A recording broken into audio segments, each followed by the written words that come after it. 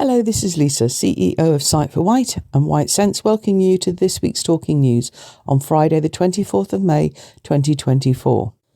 This week we've been very busy preparing for next week, as on Monday we're at Bembridge at the street fair and Tuesday Chillerton with our scarecrow, which is, I have to say, looking pretty amazing. So if you are around, please do pop along to either of these events and come to the stand and say hello. And a huge thank you from me for the volunteers who are working on both of these events. Also this week, we've organised a bit of an office and move around. Sam, who is currently in reception, who does the accessibility IT suite on a Monday and works on the Talking News and all of our recordings, is moving upstairs for a little bit more peace while he's doing the recording works. And Jasmine will be moving into reception to work alongside Chris. For anybody who doesn't know Jasmine, she's our education officer. She organises going out to all the schools on the Isle of Wight to educate children on the importance of regular eye checks and how spotting anything early really can help with any eye disease that may develop. Finally, I wanted to also just make a call out.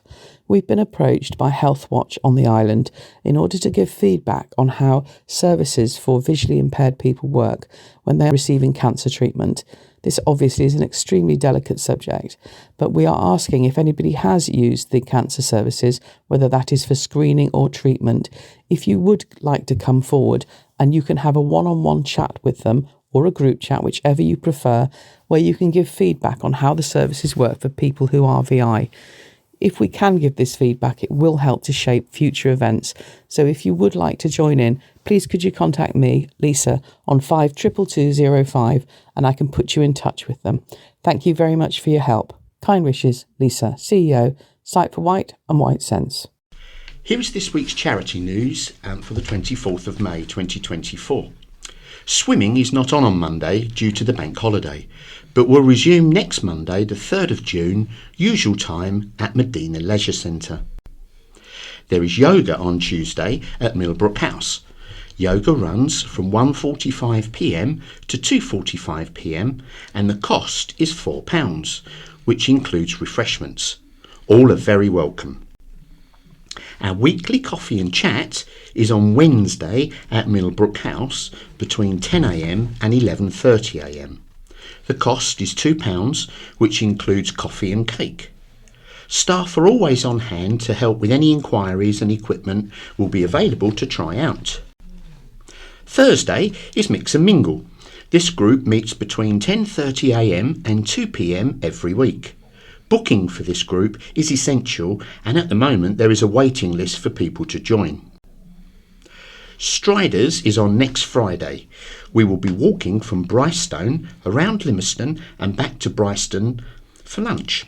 And lunch will be at the Three Bishops. If anyone would like to join this walk, it is around 6 miles. If anyone is visiting Chillerton's Scarecrow competition this week, please look out for our wonderful scarecrow, which will be situated on the green in Chillerton. We will also be running the Aunt Sally Tea Room on Tuesday, so visit for homemade cake and drink situated in the Village Hall in Chiltern between 11am and 4pm. All are very welcome. We will be at the Bembridge Street Fair on Monday. Come along and have a go on our lucky tombola or buy a raffle square for a Kipling bag. We would love you to pop by and say hello. Next Saturday, we will be at Tesco's in Freshwater between 10am and 2pm with a bucket collection. We are appealing for tombola prices for our upcoming summer events. If you have anything you wish to donate, please do not hesitate to pop into Millbrook House, or alternatively, please call the office to arrange collection. Our monthly 100 Club has spare balls available. If anyone would like to buy a ball, it is £2 per month or £24 for the full year. The more balls in draw, the higher the prize money each month. If you would like to take part in our monthly draw, please call the office. This is part of our fundraising activities. If you would like to join any activity or want more details, please call the office on 522205. This is Alison reading an article from the Island Echo entitled Grieving families express disgust at inquest backlog on the Isle of Wight. Island Echo readers have been expressing their anger and disgust at the lengthy delays being experienced when it comes to inquests, with at least one Isle of Wight family still waiting for closure some 4 years after the death of their loved one. Earlier this month, it was revealed that the average time for an inquest to be completed now sits at some 67 weeks, up from 63 weeks in 2022 and 40 weeks in 2020. At the end of December, 311 inquests remained open, of which 124, 39%, had been open for more than 12 months. Despite this growing backlog, not a single public inquest has taken place in the last 6 months, with no explanation as to why.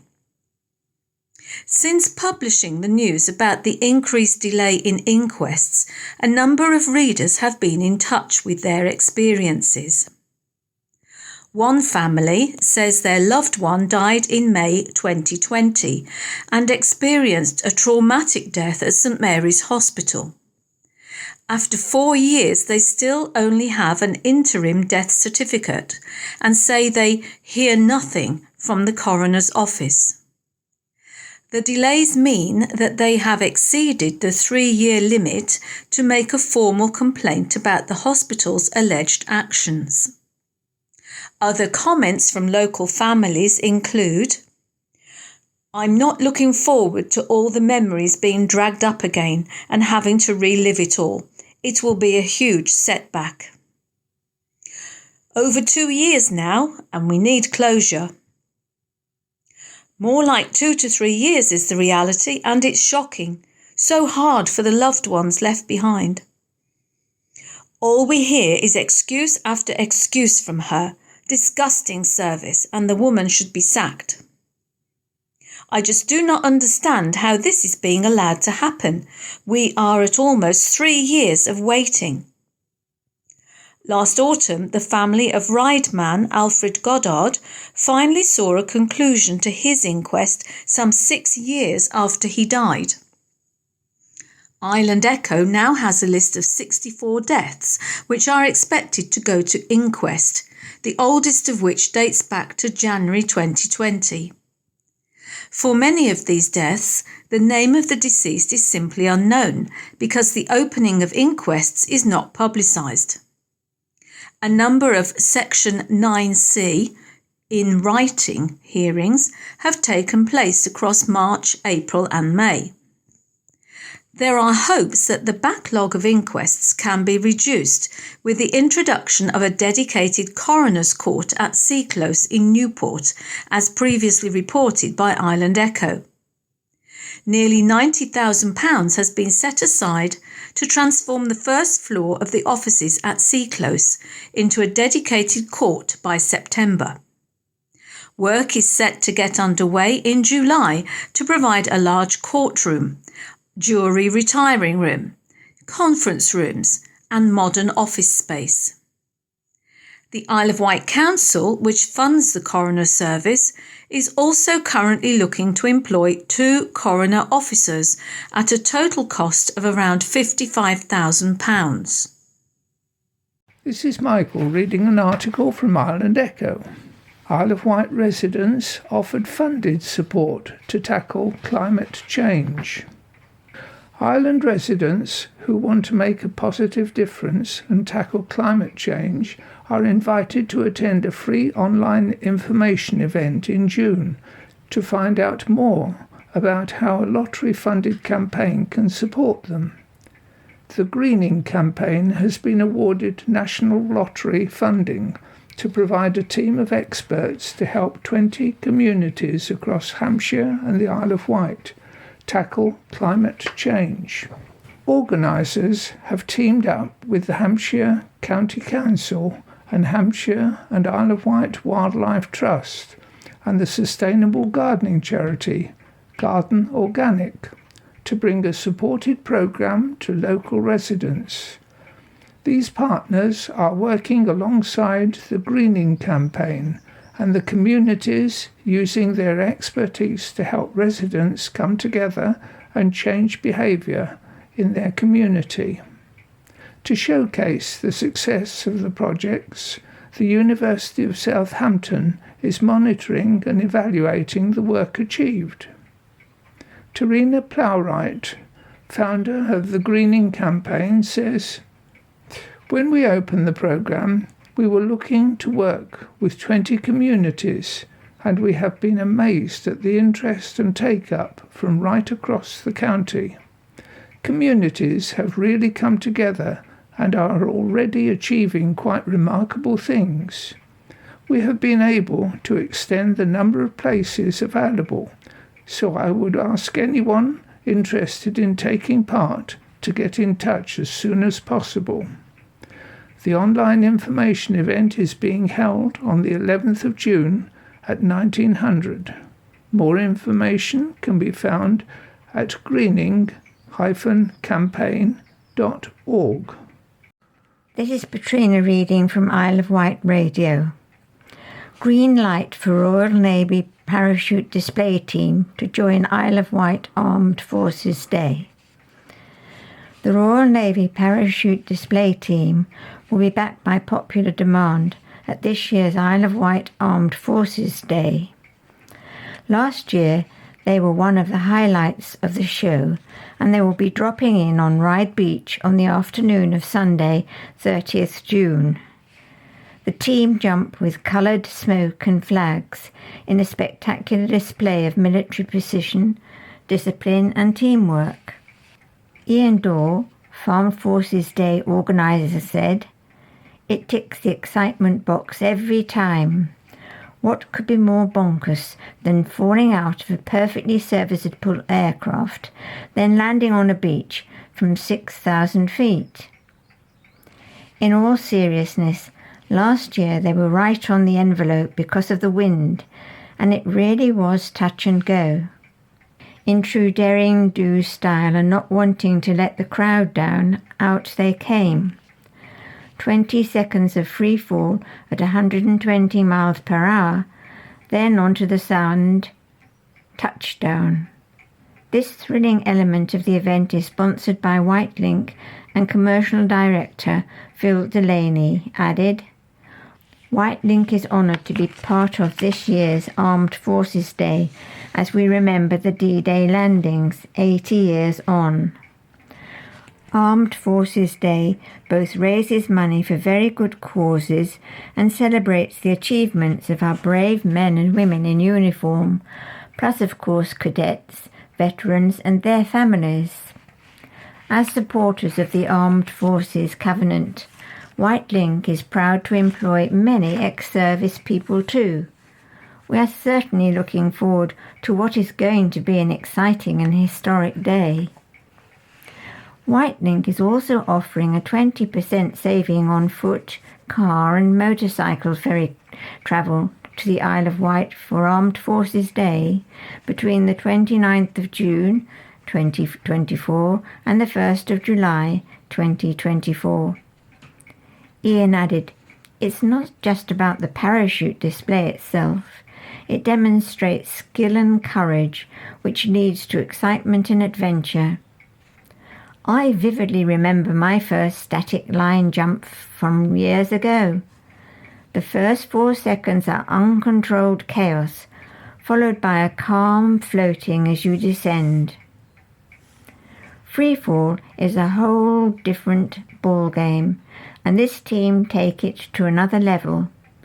They love what they do, they pose for that essential selfie, talk you through the kit, and are great to interact with. They are a fantastic addition to the event, so thanks to Whitelink for making it happen." This article, read by Howard from the Island Echo, concerns new trustees at the Brading Roman Villa. After an extensive public process following the standards set by the Charity Commission for Accredited Museums, the trustees announced earlier this week the appointment of 8 new trustees. They are Stephen Bailey, a recently retired lawyer and insurance specialist, Ireland resident and keen Solent sailor. He's looking forward to using his fundraising experience to support the museum.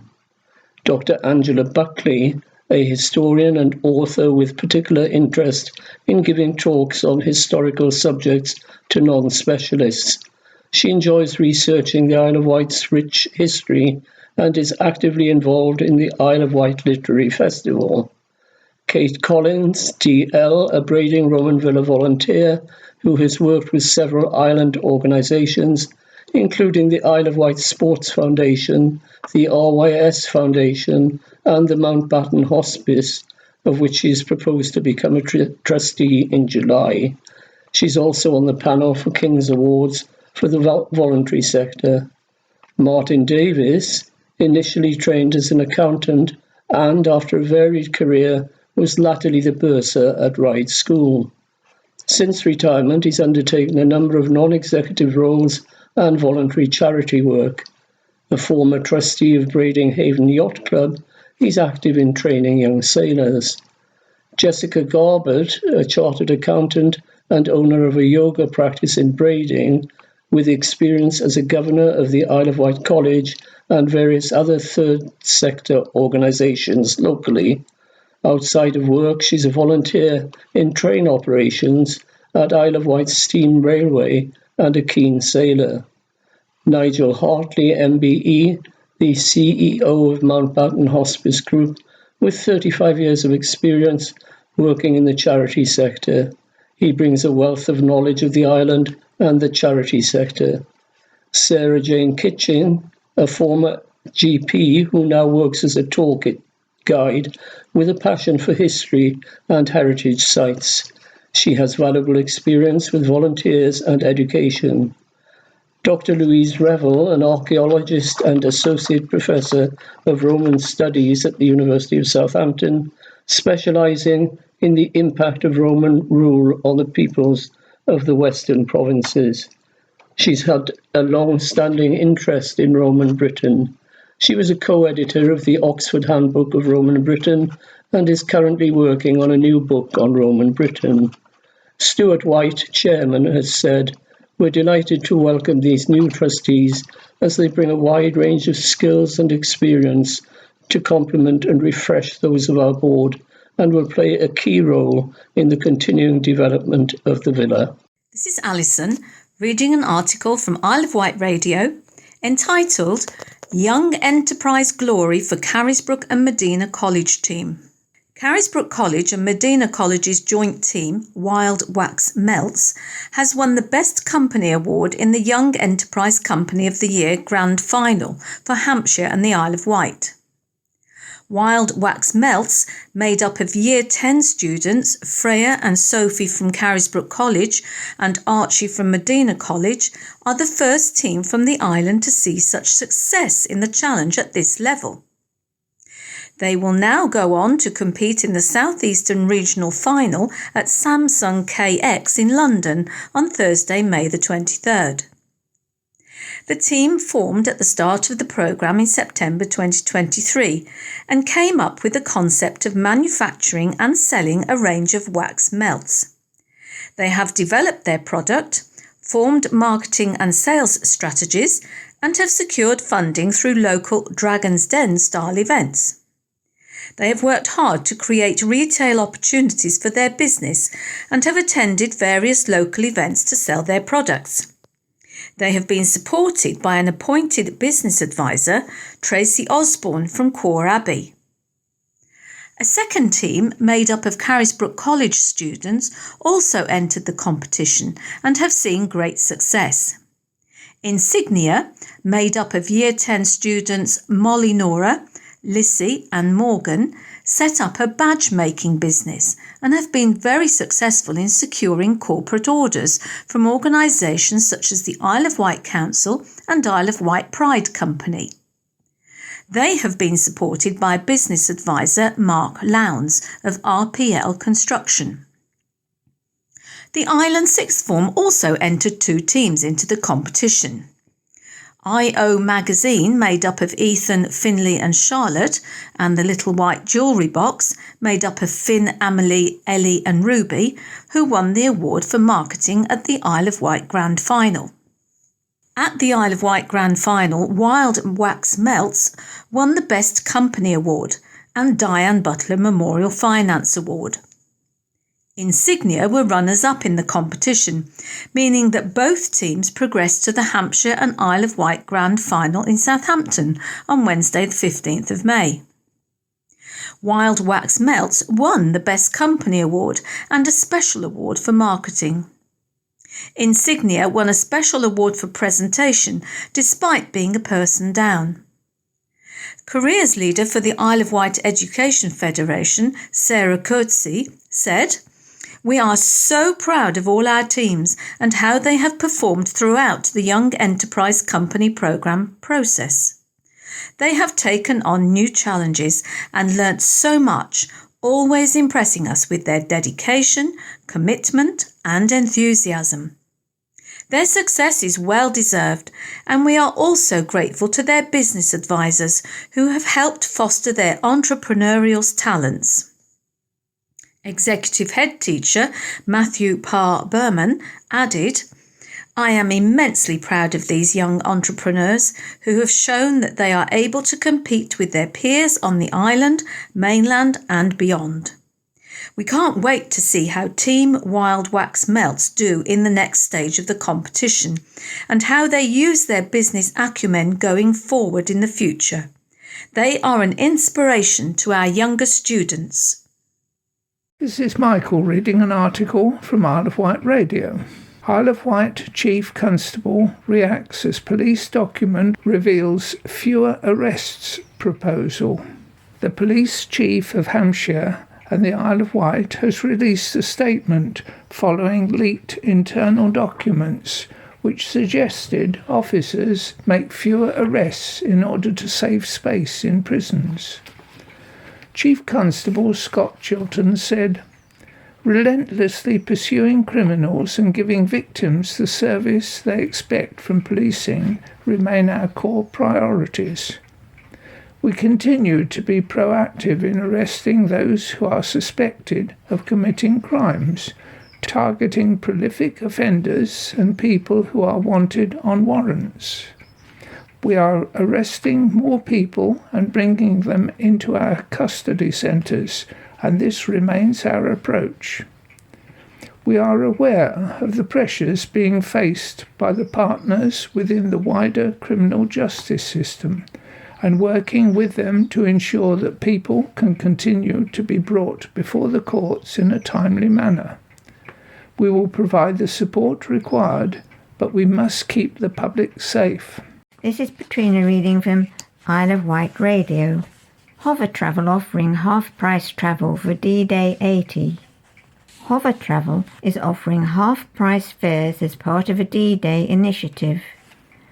The company is supporting armed forces and veterans with 50% off standard fares travelling across the Solent from Rye to Southsea for the D-Day 80 events on Wednesday, June the 5th, and the Armed Forces Day on Saturday, June the 8th. As a signee of the Armed Forces Covenant and Bronze Level awardee of the Ministry of Defence Employer Recognition Scheme, ERS, Loretta Lale, Head of Commercial at Hover Travel, explains, "We are proud to support the veterans and members of the Armed Forces family as they pay tribute to the courage and resilience of British and Allied troops 8 decades ago. The Isle of Wight is home to many veterans, and we wanted to increase our ongoing discount for these 2 very special days. There are 2 events on Wednesday the 5th of June, and for those lucky to have secured tickets, they will see famous faces, musical performances, readings and testimonies from 11 a.m. to 1 p.m, with a community vigil in the evening. Both events will be televised on BBC One. On Saturday, as part of a week of commemorations for D-Day 80, Portsmouth Armed Forces Day event returns to Southsea Common, just a couple of steps from Hover Travel's terminal, including parades, military vehicles, live music. The day will also feature a Royal Navy parachute jump and a full Red Arrows display across the Solent. This article from the Isle of Wight radio is read by Howard, is concerned with works to the seawall. Popular seawall footpath between Totland Bay and Colwell has partly reopened. Tons of rock and debris have been cleared by Isle of Wight Council contractors from the promenade, restoring public access along the seafront from the Totland Pier gates up to the existing landslip section. Work is due to start later this month to repair voiding discovered underneath the seawall on the Colwell side of the landslip. The council's aim is to fully reopen the footpath, which was closed for public safety in February, at the earliest opportunity next month. Elsewhere on the island, repairs to the damaged seawall at Shanklin are due to start on Thursday. The repairs are essential to extend the life of the sea defences ahead of the major scheme being undertaken by the council in conjunction with the Environment Agency over the next 5 years in the Bay area. Meanwhile, at Monks Bay near Ventnor, council contractors have just completed this year's beach replenishment works, protecting the coastal slopes and reducing the risk of cliff movement in this area. Councillor Paul Fuller, Cabinet Member for Coastal Protection, said, "I'd like to thank our island's residents and visitors for their patience while these works are being undertaken. The winter storms caused much devastation across the island, and our teams are working hard to repair the damage and protect the public. However, I'd urge people to please stay away from damaged areas and out of danger. It is brilliant that following ground movement stopping, extensive repairs can be made to reopen these important footpaths. It's also good news that the new steps to the beach to Allen Bay can now be used for this summer season." This is Alison, reading an article from Isle of Wight Radio entitled "Appeal for Islanders to Get Involved in Combating Local Crime." The charity Crime Stoppers is calling for volunteers in Hampshire and the Isle of Wight to help it tackle crime, to make the areas safer places to live, work or visit. Volunteers help to give a voice to people who don't feel able to speak up with information about crime. Crime Stoppers, which is independent of the police, takes crime information 100% anonymously. Beth Simpson, regional manager at the charity Crime Stoppers, said, "If you're concerned about crime in your town and you have a few hours a month to spare, please consider volunteering with Crime Stoppers. You will be making a positive impact in your local area by using your existing skills and knowledge. We are looking for people from all communities who can attend events or give talks which will raise awareness of our charity. We also need a chair for the committee who has excellent leadership and networking skills, as well as people with administration and financial skills they would like to use to make Hampshire and the Isle of Wight safer. As a volunteer, you will help us to connect with every community so that we can increase recognition of our charity. You will be helping us to let people know about our 0800 555 111 number, which is 24/7, or our online untraceable form where information can be given 100% anonymously about crime.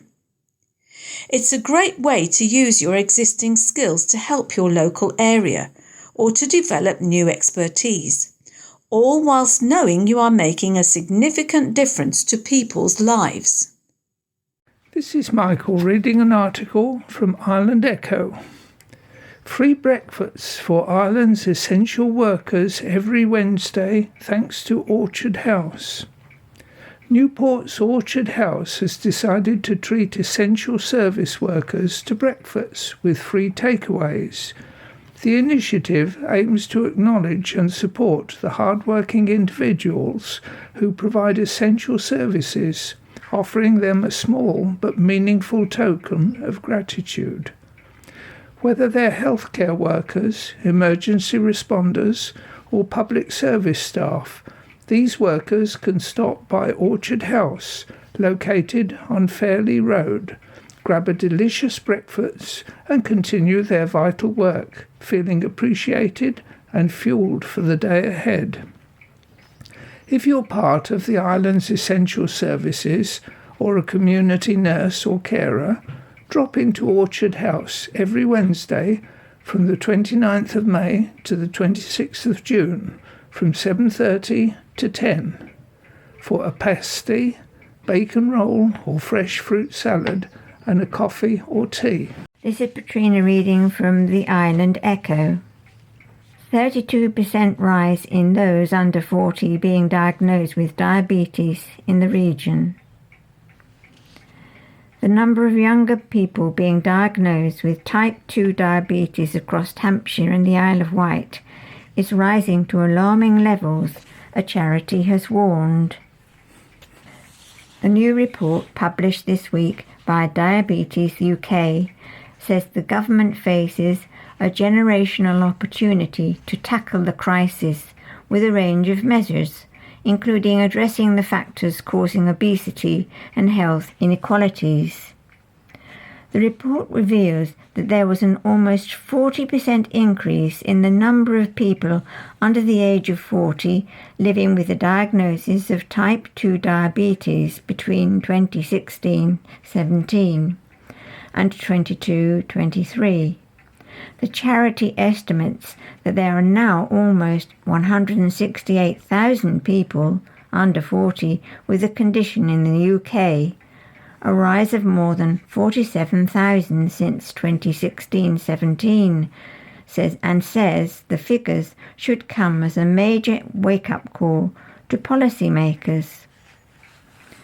Across the Hampshire and Isle of Wight Integrated Care Board, ICB area, the number of cases of people under 40 living with type 2 diabetes has risen by 32.8% to 3,805 over the same period. The number of cases of people living with a diagnosis of diabetes in the region has risen by 4.5% to 110,135 since 2022 to 23.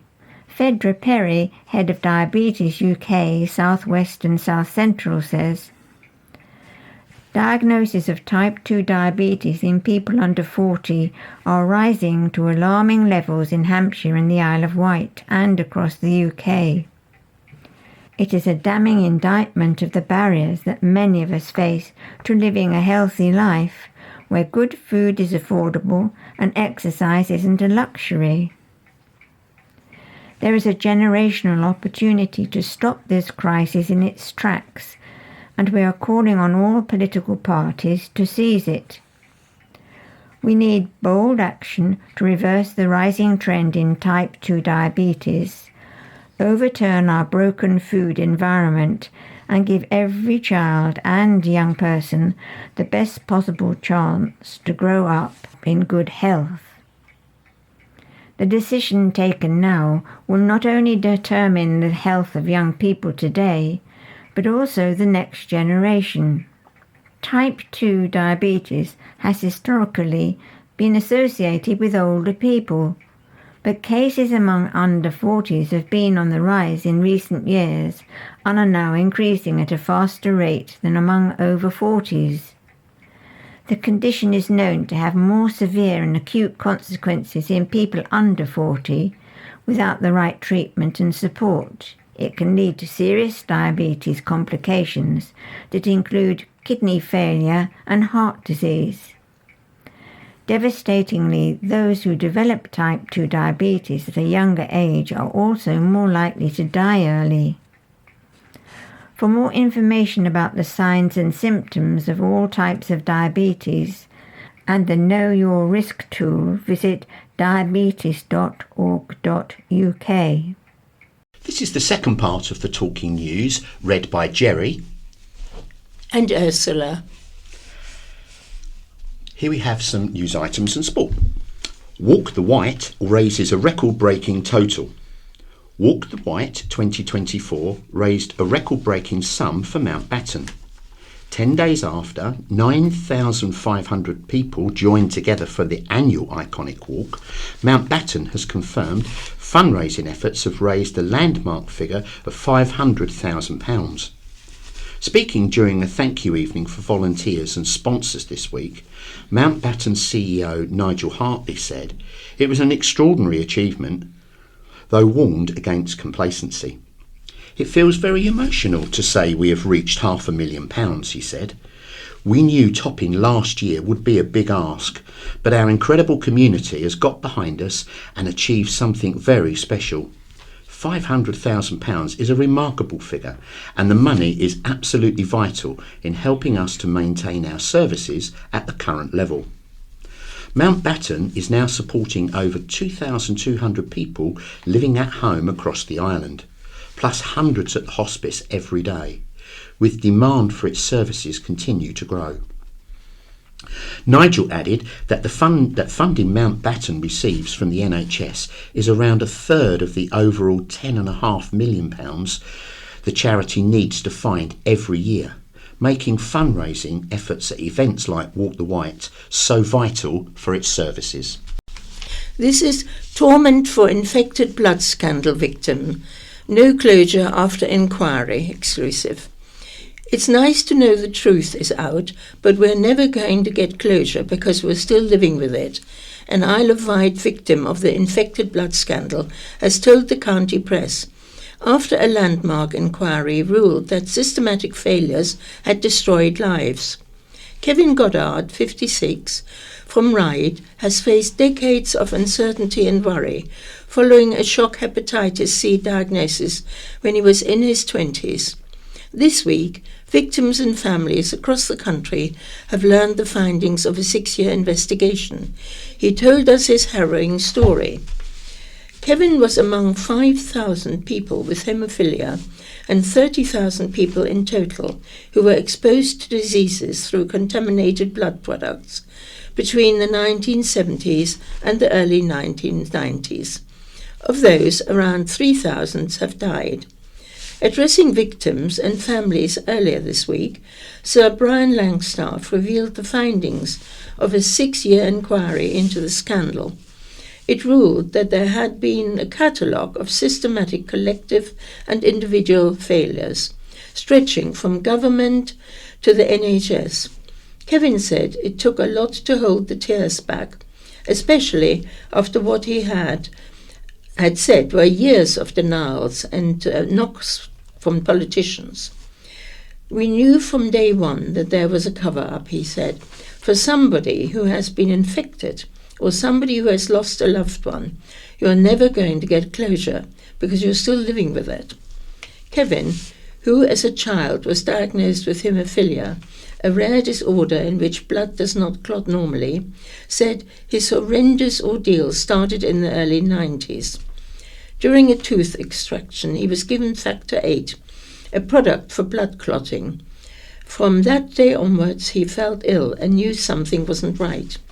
Initially, health professionals did not know what was wrong, and Kevin said attempts to help him even led to his gallbladder unnecessarily being removed. A couple of years passed, and when Kevin went to see his haematologist, he was giving the bombshell news that he had hepatitis C.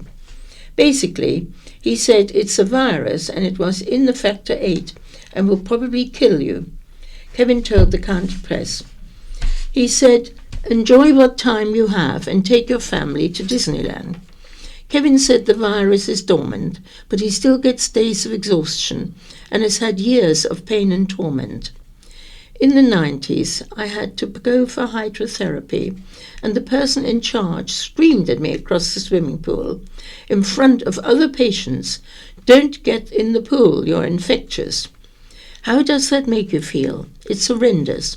He said it is a relief. The truth is now out there, but the fight still goes on. He thinks every person affected should get a personal letter apologizing. A compensation scheme for victims and families has been announced by the government, but Kevin said it's difficult to claim. Police probe bus stop assault. Isle of Wight police are investigating a late-night assault at a bus stop in Sandown, which saw a woman sustain a cut to her head. Shortly before 1 a.m, officers were called to the scene on Victoria Road, following reports that a woman in her 40s had been assaulted. A police cordon was erected. Hampshire and Isle of Wight Constabulary said the woman sustained a cut to her head and was taken to hospital for treatment. Anyone with information should contact police, quoting reference 442 402 093 08. Foot passenger ferry hopes to rival Big Two. A new foot passenger ferry providing services to and from the Isle of Wight hopes to rival Red Funnel and Whitelink. Hampshire-based company Fluid Taxi has plans to expand its existing on-demand water taxi to run a foot passenger service between Lymington Town Quay and Yarmouth. The firm, which also offers shuttle services to the Hut in Colwell and during the Isle of Wight Festival, states that it seeks to transform the outdated passenger transport model currently in operation today. By changing the thinking and the operating model, we're launching a new fleet of cheetah catamarans, it said. Initially licensed to carry 12 passengers, it said its craft can easily access a variety of destinations. The news comes amid disruption on the island's current cross-Solent operators. Isle of Wight MP Bob Seeley recently met Fluid Taxi to hear more about its plans and said he welcomes competitions to rival their duopolies. He said introducing new services will not change things overnight, but it will start to offer people a choice from the services offered by Whitelink and Red Funnel. Over the past 20 years, Red Funnel and Whitelink services have become slower, less frequent, less reliable and more expensive. They are letting islanders down. Part of the answer to a better deal could be regulation, but equally it would be encouraging new services.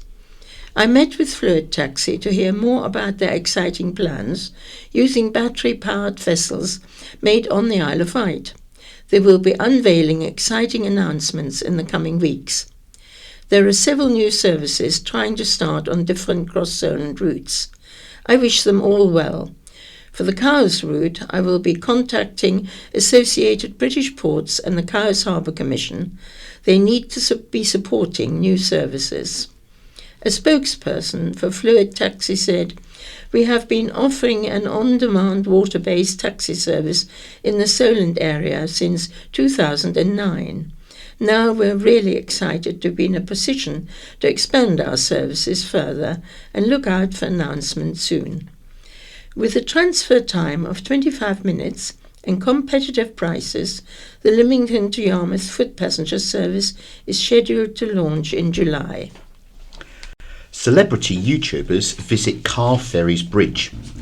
3 of the country's most well-known YouTubers, Joe Sugg, his sister Zoe Sugg and her fiancé Alfie Days, had the privilege of travelling on the bridge of an Isle of Wight ferry. The trio were aboard the Red Funnel car ferry between East Cowes and Southampton on Monday. The skipper invited them onto the bridge during their cross-Solent voyage. For those who don't know who the 3 are and what they do, here's a guide. Joe Sugg is a YouTuber and actor. He currently has 3.3 million subscribers and was a finalist on the 16th series of Strictly Come Dancing in 2019. Zoe Sugg, Joe's older sister, is a YouTuber, author and entrepreneur who is also known online as Zoella. Her debut novel, Girl Online, was published in November 2014 and broke the record for the highest first week sales of a first-time novelist. She has 4.94 million YouTube subscribers currently. Alfie Days, Zoe's fiance, is a YouTube vlogger and businessman. His vlogs currently have 3.62 million subscribers. Driver found 3 times over the limit. A drink driver 3 times over the limit drove on the wrong side of the road and caused a head-on crash. Susan McGregor of Youngwoods Way, Ulverston, appeared before the Isle of Wight magistrates. The 56-year-old admitted drink driving in her home village on June the 1st of last year. Prosecutor Liz Miller said a member of the public observed a poor standard of driving and followed the vehicle. McGregor was swerving and driving on the wrong side of the road, and the erratic driving resulted in a head-on collision. Police attended McGregor's home and found her asleep in an upstairs bedroom. The court heard she told police she consumed a bottle of wine while cooking after she got home, and in the custody registered a breath alcohol reading of 114 when the legal limit is 35. Barry Arnett, defending, said the damage caused in the crash was not great, and the letter of apology she wrote was very sincere and genuine. McGregor was disqualified from driving for 25 months. She was made subject of a 12-month community order to include 80 hours of unpaid work and must pay costs of £85 and £114 surcharge. Which is your favourite pub? It's time for vote for your favourite Isle of Wight pub to have it claim the illustrious County Press Pub of the Year crown. The nominations are in and the window to vote has been set. Whether it's because of its friendly welcome, pub menu, service, or because you simply enjoy the atmosphere, vote for your favourite hostelry.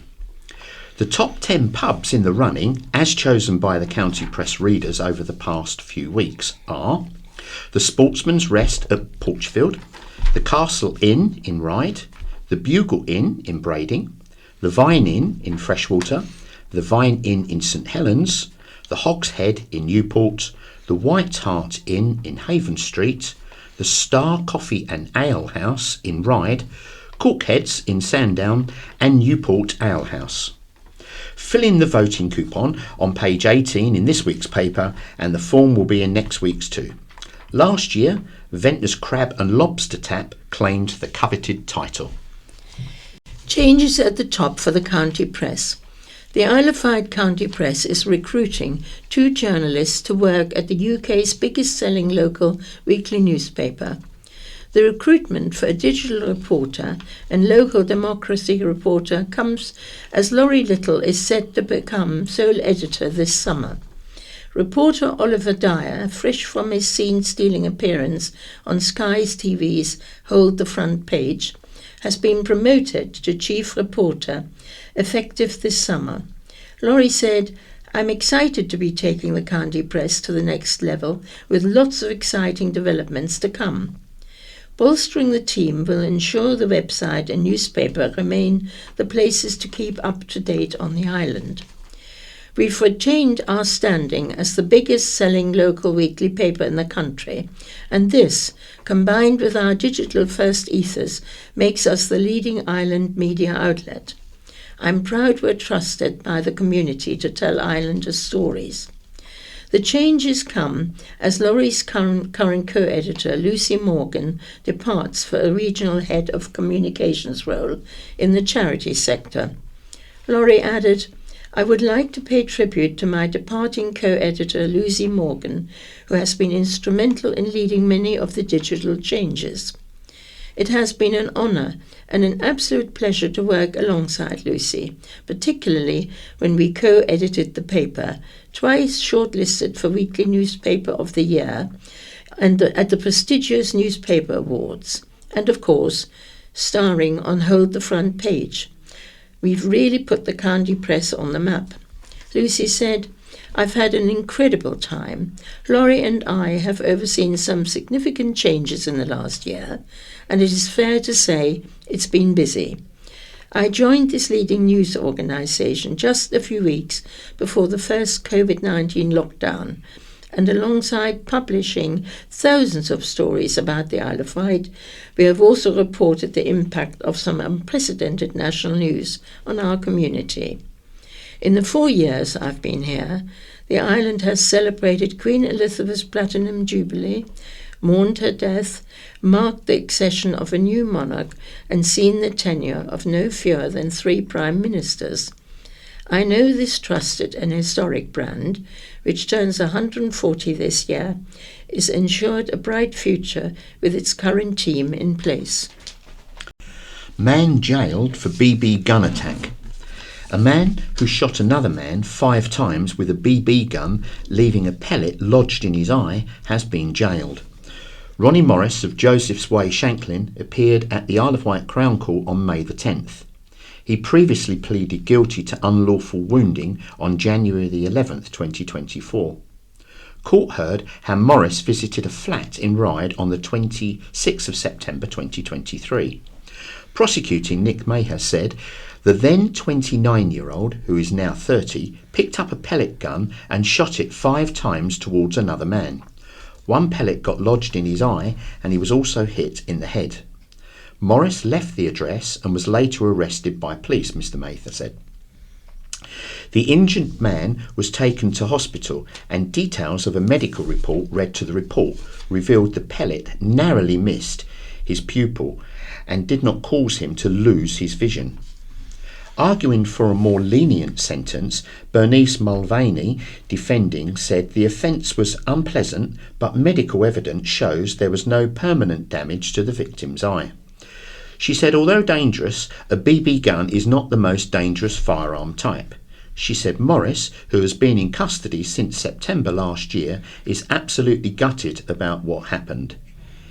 If he were to be released, the father of 2 would have a home and job waiting for him and is desperate to support his family, she said. Recorder Malcolm Gibney said Morris may be gutted, but not as much as the man he shot would have been. He said, "You shot him in his head, face, hand and his eye. I'm told there was no loss of vision. That is more luck than judgment." He said Morris should count himself fortunate that the victim has withdrawn his support for conviction, or else he would be going away for many years. He sentenced Morris to 24 months in prison and ordered him to pay a victim surcharge. Delays after car hits into telegraph pole. A car collided with a telegraph pole in Newport, leading to a road closure and traffic delays on Staples Road on Wednesday. Officers were called at 4:24 a.m. following reports of a collision, believed to have been by a Ford Fiesta. The telegraph pole was severely damaged and collapsed into the main road, with car debris strewn across Staples Road. The car came to rest a further 50 metres down the road, leaking oil. No one was injured in the collision, say police. The accident left around 40 properties in Staples Road and Heathfield Close without power, with engineers on site replacing the pole and trying to restore power. Sea Defences Scheme up for People's Choice Award. Ventnor Eastern Esplanade Sea Defence Works are in line for a People's Choice Award as it nears completion. The multi-million-pound project has been named a finalist in this year's Constructing Excellent SECBE Awards 2024, Integration and Collaborative Working category. Islanders are encouraged to support this achievement by casting their vote. In November 2022, severe storms led to a collapse of a 35-metre portion of the Eastern Esplanade's revetment, threatening local dwellings and businesses. The damage also exposed a crucial sewer, causing potential for significant environmental impact. The Isle of Wight Council employed marine contractor Mackley to conduct urgent repairs, including the installation of numerous purpose-designed rock bags into the primary fault to stabilise the area. Mackley used recycled timber to drive over 150 king posts into the seabed, erecting a new impervious seawall before the ageing defences from the 1960s. The new wall was then backfilled and topped off with concrete, forming a fresh promenade due to open next week. This restoration reinstates a key walking and cycling path along the seafront to Wheelers Bay. The close collaboration between the Council, Mackley, the Environment Agency, Jacobs, Southern Water, Island Roads and Ventnor Town Council was seen as crucial to the success of the project. To vote, visit the SECBE Awards 2024 finalist Ventnor Esplanade webpage. Public voting will conclude on June the 20th. Paul Fuller, Cabinet Member for Planning, Coastal Protection and Flooding, said, "The project has really been an exemplar of collaboration, resourcefulness and commitment by all involved. Thanks to the swift actions of council officers and our partners, the emergency was averted. None of the high risks were realised. There was no breach of the sewer, no environmental incident, the collapse didn't worsen, and urgent works were delivered. I look forward to walking the new promenade when it reopens next week, just in time for the late May bank holiday and the summer months ahead. In the meantime, I urge everyone to get behind this Isle of Wight scheme and show their support by voting for it in the SECBEA Awards 2024 People's Choice Award." Road closed after pole fall. BT engineers made urgent repairs after a telegraph pole fell in Park Road between Wootton and Whippingham at about 10:30 a.m. on Saturday, May the 18th. A team from the phone company was called to the cut-through, which links Lushington Hill with Brittlesford Road. It led to heavy traffic on Fairley Road. A police road closure was in place about halfway along Park Road. No one was hurt. RNLI rescue powerboat. A powerboat racing around the Isle of Wight and the two people on board had to be rescued by a COWS RNLI crew and a second boat on Saturday. The charity RNLI team were training when they were called to the aid of a boat taking on water at the Needles. Before the lifeboat crew reached the scene, another boat had pumped out the water. The RNLI crew then escorted the powerboat and its occupants to Leap, where Hamble Lifeboat took over the escort duties to Southampton Water. Teenager jailed after being caught with knife in road. A teenager caught with a craft knife in the middle of a road while in emotional turmoil following the death of his uncle and friend has been jailed. Jaden Dewhurst of Honey Hill, Newport, appeared before Isle of Wight magistrates on Friday, May the 17th. The 19-year-old admitted possession of a knife in a public place in Newport on March the 18th. Prosecutor Liz Miller said police received a report of a male causing an issue in Newport on Angelica Grove at around 2 p.m. She said Dewhurst was heavily under the influence of drink out in the road and in possession of a craft knife.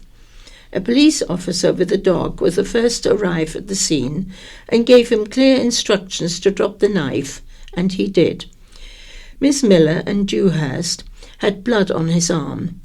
Michael McGoldrick, defending, said Dewhurst had a previous conviction for possession of an offensive weapon, which meant he was facing a minimum 6-month jail term, unless in exceptional circumstances. Mr. McGoldrick argued the circumstances were exceptional, with his previous conviction being for possession of a monkey wrench when he was just 14 years old, during which time he had undiagnosed and untreated ADHD. The court heard Dewhurst was in emotional turmoil at the time, following the death of his uncle and the death of a friend. Mr. McGoldrick said the incident and the preceding 7 days were a blank to Dewhurst, who may have been experiencing drug-induced psychosis and did not even recognize the knife. He said he was petrified by the prospect of going to jail, would struggle in a prison environment, could be managed in the community and was ripe for rehabilitation. Magistrates went outside their guidelines and handed Dewhurst a 15-week prison term. Later that afternoon, Mr. McGoldrick lodged an appeal for his case to be reviewed in the higher court. He made an application for his client to be granted bail, saying the prisons were unlikely to take him due to his age and telling the bench all default prisons were full. He said Dewhurst was an excellent candidate for bail. Magistrates did not find there were exceptional circumstances and denied Dewhurst bail. Benefits fraudster spared jail. A man who fraudulently claimed more than £21,000 in benefits has been spared jail. James Keat of Thomas Street, Ryde, appeared at the Isle of Wight Crown Court on Monday, May the 10th. Previously at the Isle of Wight Magistrates Court on Tuesday, April the 9th, he had admitted dishonestly making a false statement to obtain a benefit advantage payment on April the 22nd, 2020. Prosecutor Nick May have said Keat had been claiming universal credit to which he had no entitlement. The total overpayment amounted to £21,943.29.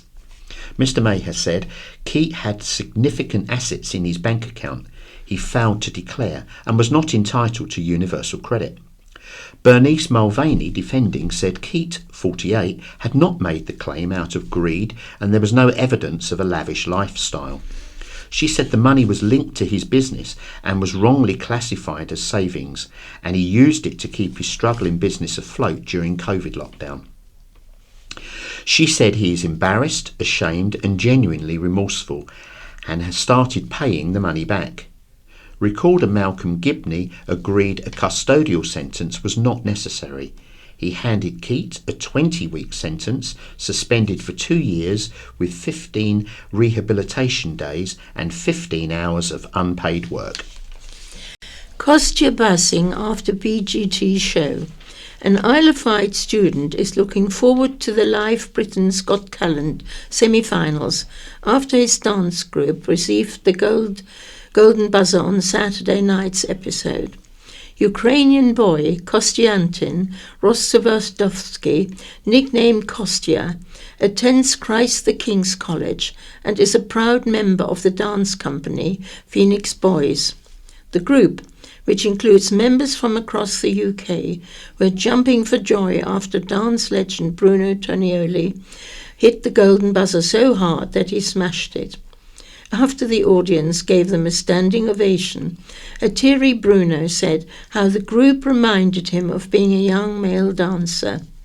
Members of the group spoke of how it felt like everything was frozen in time, and getting the gold buzzer was the most surreal experience and the happiest moments of their lives. The group enjoyed a standing ovation from the whole auditorium at the London Palladium. A student at the Carisbrooke-based Encore Dance and Pilates, Kostya says he cannot wait to live in front of the nation to go live in front of a nation in a few weeks with his friends. Sally Mitchell from Encore Dance and Pilates said, "The remarkable thing about Kostya is that until he came to the island, he had never had a modern jazz ballet class before. He used to do Ukrainian national dance, which is very different.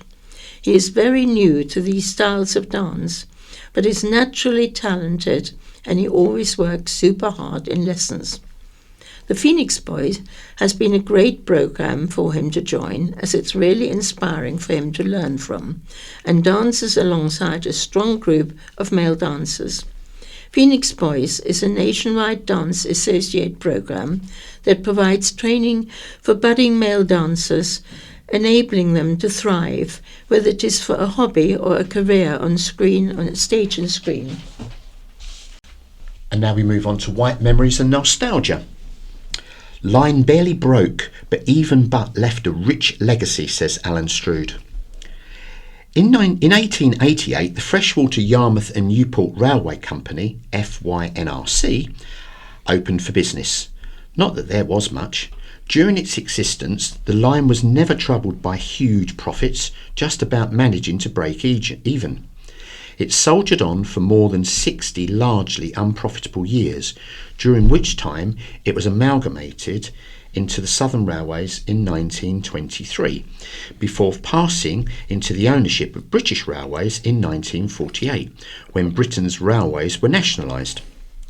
Post-war, it was widely acknowledged locally that the line had no real future, and nobody was surprised or all that bothered when the line was closed in 1953. The line, which passed through beautiful countryside, came about in the last days of railway madness, a condition which led Victorian investors to believe all they had to do to make money was to open a railway between any 2 points. From day one, it owned no engines or carriages, but paid a competitor, the Isle of Wight Railway, to operate the line, an arrangement which caused endless arguments and led to the agreement ending in 1913. The legacy of the FYNRC and other old lines is a network of footpaths and cycleways through some of the loveliest scenery. Much of the FYNRC line can still be traced, although most of the former track bed is privately owned. The line was not built to the highest standard, and according to one user, the line was pretty enough. Plenty of flowers and that, but by the time you got to Freshwater, you were lucky if you were in the same seat as when you started it at Newport. You used to bump around, it was rickety and bumpety as anything. The line began at Newport Railway Station on Medina Way, roughly where Hamilton and Marshall's The Undertaker is. It then made its way past Sainsbury's filling station, across Honey Hill on an impressive viaduct, and ploughed through Sainsbury's frozen vegetable aisle before leaving through the home baking section.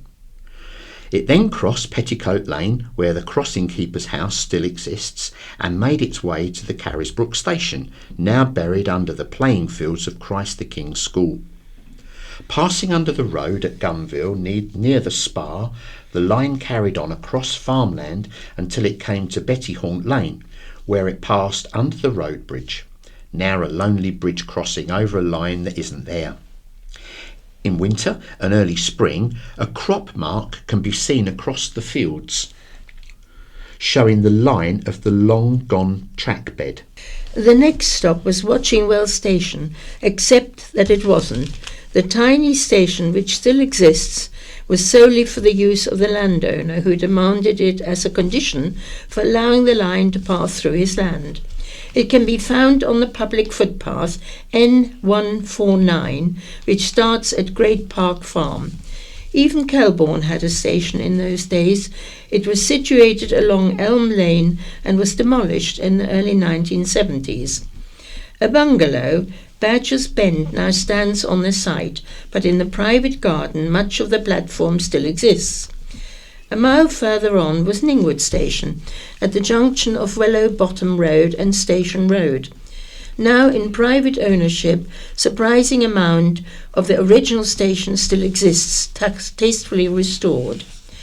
The station building, not open to the public, has become a delightful house, and in the back garden a sizable section of the platform still exists, complete with original platform shelter. The Yarmouth Station building also still exists. After years of stagnation in council ownership, in 2014 it was given an imaginative makeover to become the off-the-rails restaurant. From there, the old track bed to Freshwater forms the cycleway, which runs alongside the Yar, and at the end is the picturesque causeway crossing. From there, the track bed leads through the reed beds to the end of the line cafe, Honor and Jeffrey, and the tea mill factory, all on the side of Freshwater Station. Just a few feet away from the men in the photo, in Honor and Jeffrey's yard, is a little-known secret. It is still possible to stand on the platform of Freshwater Station. Against all the odds, buried under fence panels and bags of compost, a section of the platform, an original station fence, managed to survive. No doubt the original investors in the Newport to Freshwater Railway, Newport, wouldn't agree, but for us, their money was definitely well spent. By Josh Barry, in my view, A Stairway to My Childhood Dream. It may not surprise you to learn that I remain both a huge fan and supporter of live entertainment. Whether it's a mainstream household name bringing their award-winning live show to either the Medina Theatre or Shanklin, or a band showcasing new material in a slightly boutique venue. Such smaller venues frequently lack the accessibility requirements in order to attract an inclusive audience and arguably denies fans the opportunity to share in the joy of live music. On Friday, May the 10th, I was honoured to be invited to String Spa in Newport to see Britpop legend Mark Morris and Adam Devlin bring their acoustic tour to the island. On receiving such a prestigious invitation from these musical heroes, there was no way I wasn't attending, and even a flight of stairs couldn't stop me from outliving a childhood dream to see the Bluestones live in such an intimate setting. As a disabled person, I'm lucky to have people whom I trust to be able to get me to places which otherwise would be impossible, and the staff at Strings were accommodating to my situation. Yet I realise that not everyone on the Isle of Wight has this luxury, and many are forced to miss out due to inadequate access requirements. Why does it always need to be like this? Fortunately, our two leading theatres, Medina and Shanklin, have adequate provisions for disabled audience members, with designated areas, disabled toilets, and ample parking. Yet, what if you're a fan of more boutique entertainment? What if you don't always want to watch mainstream shows? I am far from a disabled activist, but I believe that the whole entertainment sphere should be available for all. In my opinion, entertainment aficionados should never be put off from being a valid and equal audience member. Having attended a whole range of shows throughout the country, I am now aware of the bespoke adaptations that can be made to a theatrical venue in order to make it accessible. The Museum of Comedy in Bloomsbury has been adapted from a church basement, which obviously wasn't on ground level. The use of an outdoor hydraulic lift has been an answer to the theatre's inclusivity problems, and now the wheelchair users can enjoy the impressive array of entertainment which the theatre now boasts. If a grade-listed church can make these sort of provisions, let's hope more entertainment venues follow suit. Under the 2010 Equality Act, public buildings are required to provide disabled access in all new establishments, and here's hoping that it won't be long before this is the case for pre-existing structures. This shall be a long-awaited happy day for people like me, who appreciate the quality life entertainment and crave a safe and appropriate way to enjoy it. Yet, in the meantime, I just can't wait for the next time the Blue Tones make their slight return to the island. And now we have some public information about the general election candidates for East Wight. First we have Michael Lilly, Liberal Democrats, who says, "I'm slightly in deep shock, but overall delighted that Rishi has called the election, as this Conservative government has been a disaster for the UK and the Isle of Wight. It is 50 years since the late great Steve Ross won for the Liberals. I was 16 at the time. I believe the Lib Dems can reclaim their heritage as the party to win in 2024. My team is in place and we are ready to go in the East Wight. I will highlight and campaign on the issues that are important to islanders, such as the NHS, environment and climate change, cost of living crisis, the economy and the island identity." Sarah Morris from Reform UK says, "I have always tried to make a difference, either by fundraising or volunteering. I believe the role of an MP is a continuation of that. You need to understand how people are dealing with life, not appear for photo opportunities. The flooding in Ryde exemplifies just how badly run our systems are. As part of the Strand Area Flood Association, I have dealt with the council and central government departments. I can tell you that the most useful help we have had so far has been from local volunteers. This shows exactly what is wrong with our country, and I desperately want to try and change things. We need people who will speak up for us and put us first. Joe Robertson from the Conservative Party says, on July the 4th, the East White will have an exciting new MP. It is an exciting opportunity to reshape our island's future. I was out knocking on doors in Ryde yesterday, talking to fellow residents about our shared priorities for improving community care, supporting local schools and promoting businesses and jobs. I will be out every day between now and polling day and look forward to meeting you if we haven't met already. Vix Lothian from the Green Party says, there's sewage in our oceans, huge queues for the NHS, no dentists around, and the cost of living is sky high. This government is right out of steam and right out of ideas. Meanwhile, islanders are desperate for change and an MP who will stand up for them. As a parent, a teacher and an islander, I know that residents are fed up with broken promises. I am ready to be your new MP. The Conservatives are highly likely to lose this election. There has never been a better time to vote Green, to elect MPs who truly care about our island and will hold a Labour government to account. That time is now. And lastly, for the East White candidates, Emily Brothers from the Labour Party says, the Ventnor landslip, Ryde floods and rain downfall on 14 years of Conservative failure has been tough on local people. The villages and towns that bring together Isle of Wight East deserve better and now have an opportunity to seize positive change with Labour. In the coming weeks, I will continue engaging with residents, community groups and businesses to explain Labour's plans for economic growth, improving the NHS and other public services.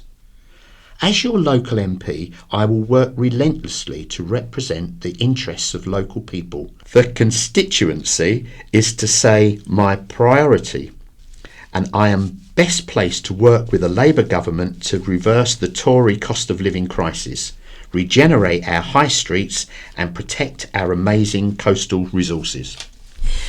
Now here we have the West White candidates. There's Cameron Palin from the Green Party. This election brings the prospect of real change. For far too long, islanders have been let down by our current MP and his predecessors. It is time for a fresh start. Islanders deserve an MP who will stand up for them and deliver on the issues they care about. Having a Green MP for Isle of Wight West would not only be historic, but truly powerful. The island always does politics differently, so it's time to show Labour and the Conservative Islanders want change. By electing me as your MP, I would hold the government to account on issues that affect us all, like the appalling ferry services, NHS waiting lists, underfunding of local councils, Send crisis and lack of affordable housing. Then there's Richard Quigley, Labour Party. Rishi Sunak has finally done the thing the whole country and the island are desperate for in calling a general election. We are fed up with the Tory government and our beleaguered MP, Bob Seeley, not delivering for the island. I'm ready to fight the election and make the change the island needs on ferries, the NHS and dentistry, home ownership, education and the environment. With only Tory representation on the island, we're invisible to government. July the 4th can't come soon enough. And next is Nick Stewart, Liberal Democrat. The announcement from a dripping PM is welcome relief from years of incompetence, economic mismanagement and a destruction of public services. As a successful councillor on drainage, housing, island industries and the military road, I have the track record to pursue local needs and at national level. Ferries, NHS and sewage are just a few examples of the focus needed now. and as someone who cares about our island, I will listen and act. Next comes Bob Seeley, Conservative Party. I'm looking forward to the campaign and I'm ready for the challenge. The choice will be clear. The Conservatives have a plan to get inflation down, living standards up, improve controls on immigration, and to reduce NHS waiting lists. The left-wing parties, including Labour, don't have a plan to tackle any of the big challenges facing the country. I will also be highlighting the damage that Labour would do to our environment due to their plan to concrete over our green field, whilst their open-door policy on immigration will put public services under huge strain. We need to stick with Rishi in our plan to get inflation down, get the economy growing and get migration under control. And lastly, there's Ian Pickering, Reform UK.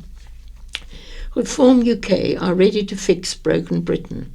On July the 4th, the people of West White can be part of an historic general election that will be seen as the one that changed British politics for the better, forever. I believe that the people of the whole of the Isle of Wight have had enough. Do you believe that the Conservative Party has really delivered for the island? If you don't, just think what re-electing a Conservative candidate to sit in opposition will mean. 5 years of nothing at all.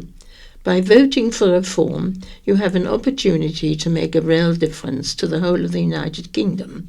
By voting for the change we so desperately need. And now we have some What's On. On Tuesday, 4th of June, we have the British Flowers Festival, and it's at 10 a.m. A festival of beautiful floral arrangements handcrafted by a talented Isle of Wight florist. Also an exhibition of floral-inspired artwork.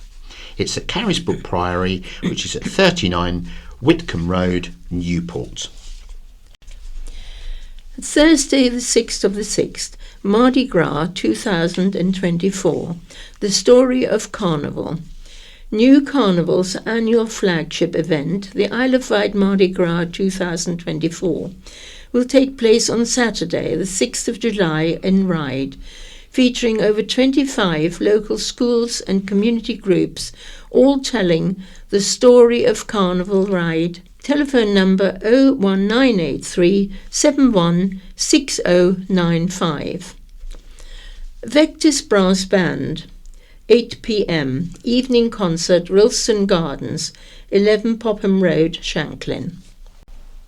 On Bank Holiday Monday, the 27th of May 2024, Bembridge has a street fair. It's at 11:30 a.m. till 4 p.m. It's free entry with a free car park and ride car park.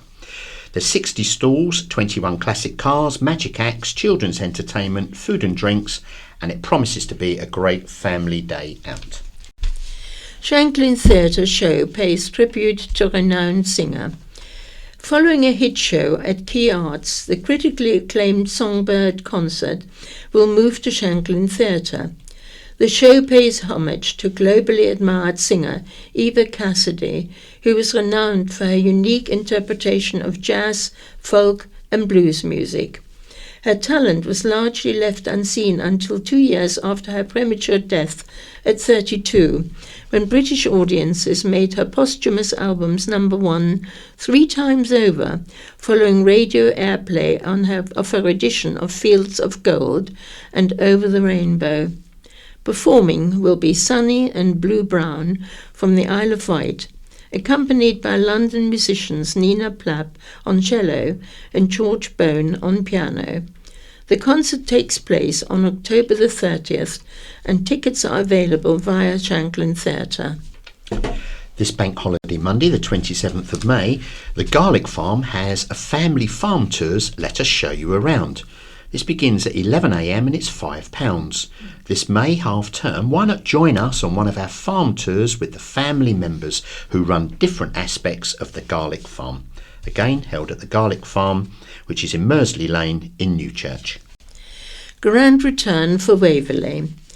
The world's last remaining seagoing paddle steamer Waverley will make its grand return to the Isle of Wight this summer. The historic vessel, built to replace the 1899 Waverley, which sank during enemy action at Dunkirk on May the 29th, 1940, will be returning to the island and the south coast for a series of excursions between Monday, September the 4th, and Wednesday, September the 25th. From the island, Waverley will depart from Ryde and Yarmouth. Named after Sir Walter Scott's novels, the steamer was launched from the Clyde in October 1946. After more than 20 years' service, Waverley was gifted to the Waverley Steam Navigation Co. Ltd., a company formed by the Paddle Steamers Preservation Society, for just £1 in 1974. Nowadays, after careful restoration, Waverley operates day, afternoon and evening cruises across the south coast and to the island. To book tickets, visit Waverley Excursions Co. UK /book. Gallybaggers are back for festival. The Gallybaggers are making their triumphant return this year's edition for the Chillerton and Gatcombe Scarecrow Festival, and they look as creative as ever. The many offerings will be on display from Saturday, May the 25th to Saturday, June the 1st. Around 100 scarecrows, known colloquially across the Isle of Wight as Gallybaggers, will be on show for the award-winning festival. Organised by Chillerton and Gatcombe Community Association, around 50 volunteers all pulled together to make the event a biannual success. Festival proceeds will go to local causes as well as to charities including Sight for Wight, and scarecrow maps will be available from the Village Inn and Gallybagger Inn. Aunt Sally's Tea Room will be open each day for tea and cake from 11 to 4 p.m. Look out for the opening times for the Gallybagger Inn too, featuring live music.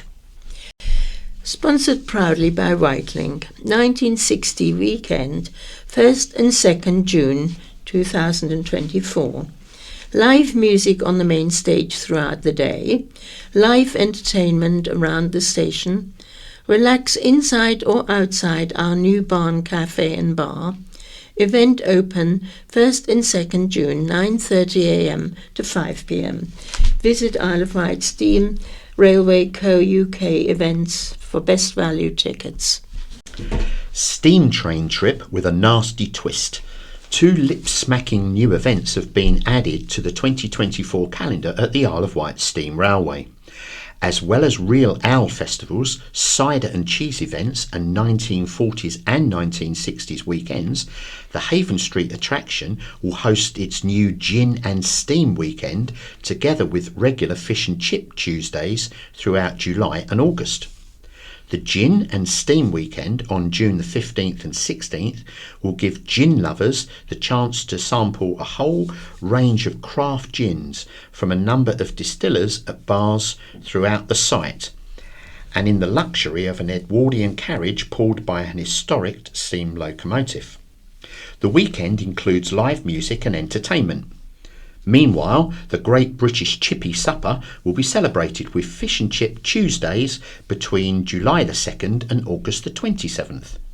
As an added bonus, there will also be a free falconry display, weather permitting, from the Falconry Experience based in Haven Street. The attraction's general manager, Mark Morgan Hughes, said, "Gin has become a huge growth market in Britain and everybody loves a fish and chip supper. So we wanted to bring those 2 great British staples to Haven Street this year." Hollow Language. Bob Barton Eastley. The situation at Red Funnel is beyond parody. The company has privileged position. Where is the MP in all this? All we get is more apologies for any inconvenience from the management. All hollow language, which fails to recognise the essential nature of the service required. Everyday workers, people needing to reach mainland hospitals, not to mention islanders with appointments on the Big Island, and holiday makers all suffering a never-ending failure to provide a reliable service and no obvious sign of improvement. I hesitate to make again the case for a fixed link, but how bad does it have to get? Perhaps 2 MPs can make a difference. I won't hold my breath. Paul Knocker from Bembridge writes, "No need for smart meters." I was astonished to read the article in Business News indicating that a priority for the National Infrastructure Committee, the NIC, was to make water smart meters compulsory for all households. Have they learned nothing from the planned rollout of the energy smart meters?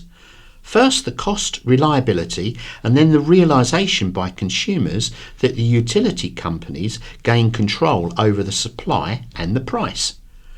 Britain is very fortunate. There is no shortage of rain. Even the Met Office have confirmed in their State of the UK Climate that overall rainfall is increasing and the winters will continue to be wetter. Summers could be drier, but rainfall will be more intense and there will be more flooding. The NIC priority is to advise the government on infrastructure improvements, but there has not been much action on that front in the past decade or since Sir John Armitt was appointed chair. As far as water is concerned, we need more reservoirs. The last one was built over 30 years ago, and we need a supply network to ensure that the drier southern part of the country has the water it needs. The NIC might pay more attention to the failure to invest over time to stop the pollution of our rivers and beaches as well as the leaking pipes. According to Ofwat, over 1 trillion litres of water are still being lost every year. For those who might not know anything about the NIC, it was set up by George Osborne in 2015 as the agency responsible for providing expert advice to the government on the infrastructure challenges facing the UK. It employs 50 staff, reports to the Treasury and has an annual budget of around £6 million. How to improve the nation's health, Mike Redman Cowes. I take issue with Hans Bromwich blaming all our citizens' problems on the government. The County Press, 26/4/24. I will wager things will not be any better if we get a Labour government next time. I contend that the nation's health would be improved if we ate less junk food, got more exercise and spent less time on our smartphones. There is plenty of evidence to support the case that overprocessed junk food is bad for you. The problem is that the food industry has huge advertising budgets to promote the stuff. It undoubtedly tastes good, it can be addictive and is generally cheaper than the real thing. The more overprocessed food eaten, the more the health of the nation suffers. Then we have the smartphone, probably the biggest cause of mental health problems amongst the young and not so young folks, seem to be unable to take their eyes off the small screen. This is total addiction, constantly pinging pointless messages and pictures around their worlds. Sorry, Mr. Bromwich, I don't think it's austerity causing the problems. I remember back to the post-Second World War austerity years. The population ate proper food, was reasonably fit, and actually spoke face-to-face with their friends. Mental health issues didn't seem to figure in our lives. Simpler is sometimes better. Richard M. Hughes from Cowes writes, "Sort out your ID." With a general election only weeks away and 2 MPs to elect, now would be the time to make sure that you have photo ID if you mean to turn up at a polling station and vote. There's a long list of documents you can use with some surprising exceptions, but failing those, please remember that you can apply to County Hall for a voter authority certificate, which is a sheet of paper with your picture and name showing that you're entitled to vote in person. I applied for one of these and found it pretty straightforward with the team at County Hall. They were very helpful and informative. There was one wrinkle. The government system was unable to handle my national insurance number, despite the fact that they are paying me a pension using it. So I had to go back with copies of other documents. You can get the form you need from County Hall, from the Electoral Commission or from the government website, and you'll need a passport type photo and a black pen. It goes back to County Hall. You can drop it in by hand if time's short, but why wait? There's a deadline. Start today. Best of electoral luck to everyone. Ramblers are respectful from Deborah Greening, Newport. Having read Mr. Bull's letter, County Press 17/5/24, I feel it is only right that I address some of the inaccuracies in it. Firstly, King Edward VII gifted Osborne Estate to the nation in August 1902, and it was enacted in law in December 1902 as the Osborne Estate Act 1902. So, ratepayers, now called taxpayers, did not end up having to pay towards its upkeep. It initially became a convalescent home for officers and senior civil servants before finally being managed on our behalf by English Heritage. No part of the Osborne Estate has an SSSI designation. Interestingly, the Ramblers don't have a SAT uniform, and we did away with the bobble hat some time ago. So you can't state that litter, dog, waste, and summer disposable barbecues was down to the Ramblers. Depending on the distance of the walk, we might have a 15 minutes break to have a drink of water or a cup of tea from a flask, but I have yet to see anyone get out the old Barbie and slap on the surf and turf. Our group walks are led by trained walk leaders.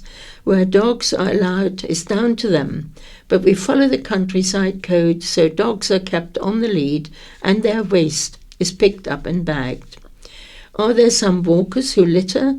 Yes, unfortunately, and not just in the countryside. Regrettably, I see that all too often because I also belong to the Vectis Wombles. Public rights of way refer to legal rights that allow the public to pass over someone else's land. These rights apply to various types of routes, including footpaths, bridleways and byways. When walking on the Cowes to Newport footpath and cycleway, you were using these same legal rights as everyone else, including the Ramblers. May I suggest that the next time you see such a disgraceful avenue of litter, dog waste and disposable barbecues, you report it to the Isle of Wight Council. So let me tell you some of the things that the Isle of Wight Ramblers actually do. Our volunteers work closely with the Isle of Wight Council Rights of Way to record the conditions of boundaries, rights of way, permissive paths and access areas within the network, and deal with minor maintenance such as footpath or stile obscured by grass ourselves. We organise and lead a lot of the walks on the island's spring and autumn walking festivals. In 2009, we established our Donate a Gate scheme to replace unnavigable stiles with easily accessible gates, and in May last year we celebrated the installation of our 250th gate. Lastly, the new Economics Foundation's analysis of over 140,000 miles of rights of way throughout England and Wales revealed that public paths are often missing from communities that would have the most to gain from them. Having a look at an ordnance survey map of the Isle of Wight and compare East Cowes to the rest of the island, there is no public path in and around East Cowes. And it's a goodbye from Jerry and Ursula. Welcome to the April edition of our quarterly Guide Dogs News Roundup. Guide Dog Service Update. We're continuing to work hard to bring down guide dog waiting times. There are now fewer people waiting than a year ago, but there is still work to do. Around 1,400 puppies are currently being raised. We're aiming for a steady month-on-month flow of puppies going on to training as well as working to improve training times. We plan to create 500 new partnerships this year. Our Academy staff training programme is going really well.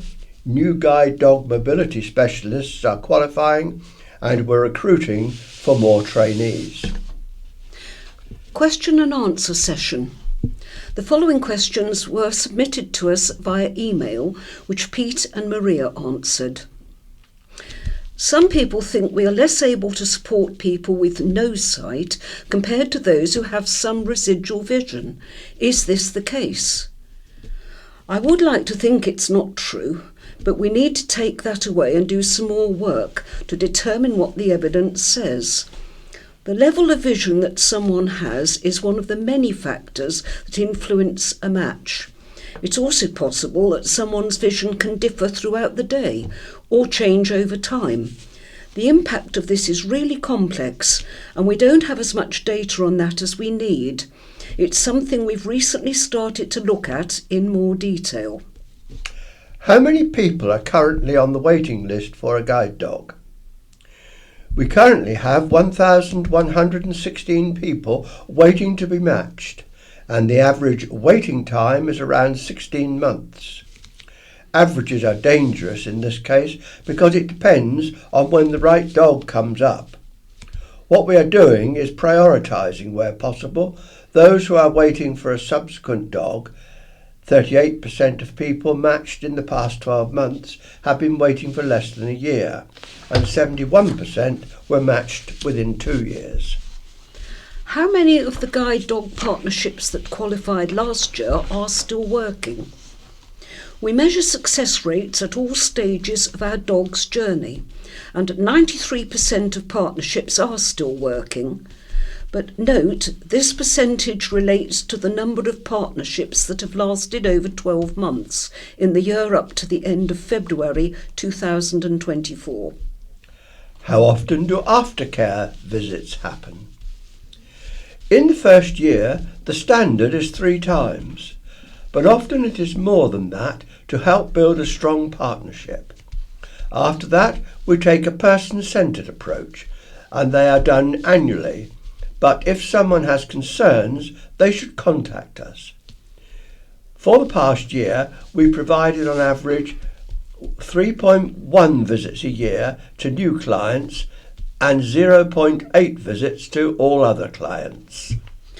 How are we progressing with the pavement parking campaign? This issue is very much top of mind. It's now been over 4 years since the consultation was announced, so we're pushing hard for a response.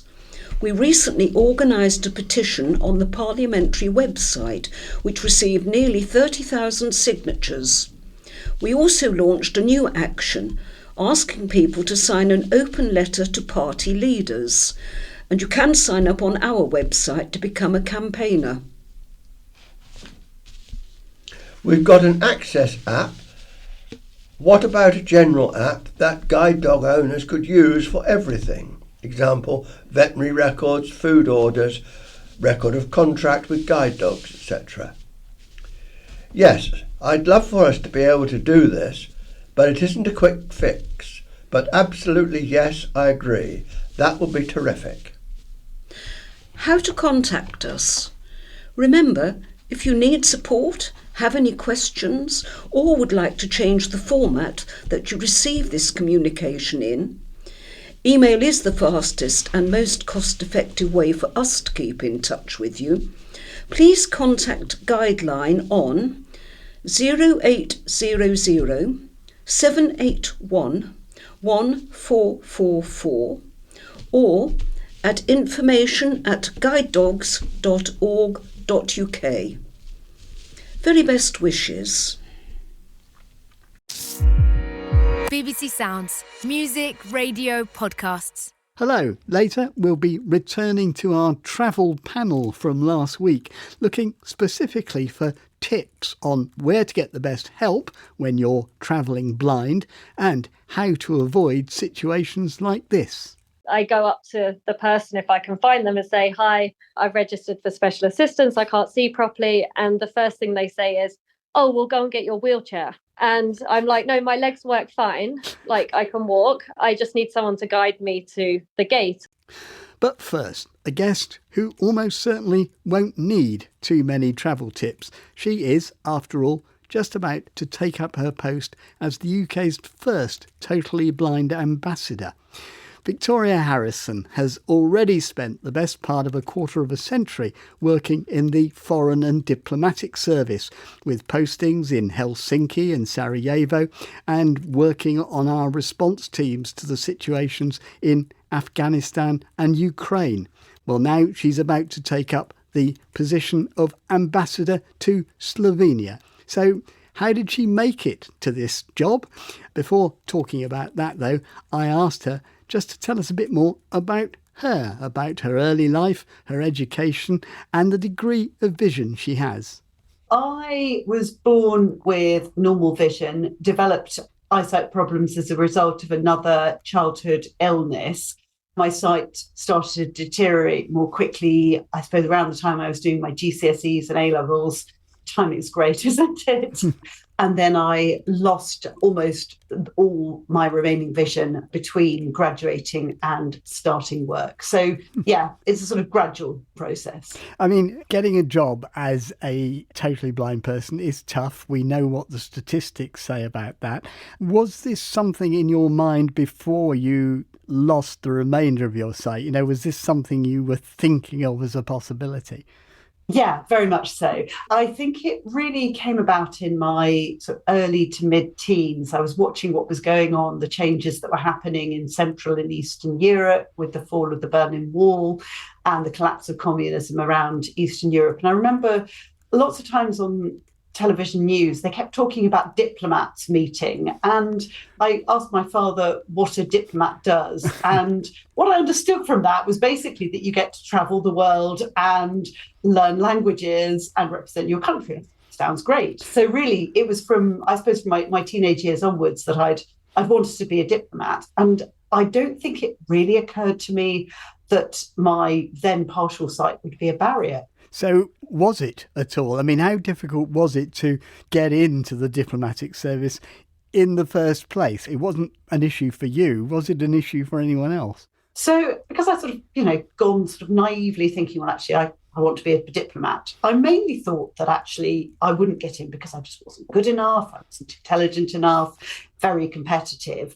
The first time I hit a bit of a stumbling block was when I applied for an overseas work experience scheme with the Foreign Office back in 1996. There wasn't anything on the form that said, do you have a disability? So I didn't put anything on there. It wasn't a sort of calculated decision. It just wasn't asked, so I didn't say anything. And then when I actually got offered the work experience placement, they phoned me up and I sort of thought, well, I better say something. So I said, well, you ought to be aware, I think, that I'm registered blind. There was just silence at the other end of the phone and a sort of, we don't have blind people in our organisation. It wasn't, said with any sort of malice or anything. It was just that was the way things were.